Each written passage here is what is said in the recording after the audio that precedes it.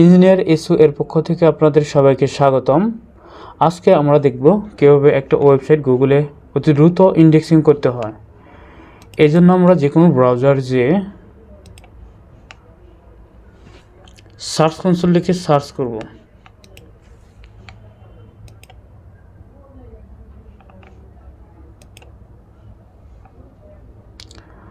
যেহেতু আমাদের সাইটটি নতুন, আমাদের আগে ইন্ডেক্সিং করা হয় নাই, এই জন্য আমাদের প্রথমে এই ধরনের ইন্টারফেস আসবে। এখন আমাদের যে ডোমেন নেমটি আমরা ইন্ডেক্সিং করব, যেমন আজকে আমি rmelectriclimited.com ওয়েবসাইটে ইন্ডেক্সিং করব। এই ওয়েবসাইটের প্রথমে আমি ডোমেন নেমটি কপি করে নেব। আমার ডোমেন নেম পেস্ট করে দিই, rmelectriclimited.com ডোমেন নেমটি আমরা রেখে কন্টিনিউ ক্লিক করি। এখন আমাদের এই টেক্সটটি ভেরিফিকেশন করা লাগবে। cpanel টেক্সট ফাইল অ্যাড করার জন্য প্রথমে আমাদেরকে cpanel লগ ইন করতে হবে। আমি alpha.net.bd থেকে ডোমেন হোস্টিং সার্ভিসটি নিয়েছি, এই জন্য আমরা এই সাইটটিতে আমরা লগ ইন করবো।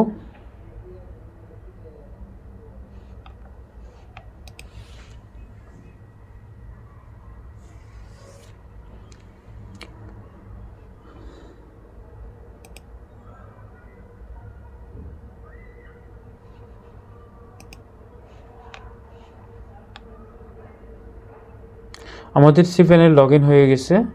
এখন cpanel আমরা জোন এডিটরে ক্লিক করব। জোন এডিটরে ক্লিক করে আমরা ম্যানেজে ক্লিক করব।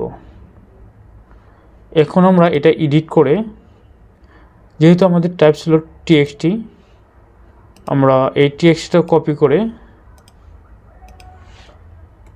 রেকর্ডে পেস্ট করে দেব, সেভ রেকর্ড করে দেব। অর্থাৎ আমাদের cpanel টেক্সট ফাইলটি আপডেট করা হয়ে গেছে। এখন আমরা এটা ভেরিফাই করে দেব।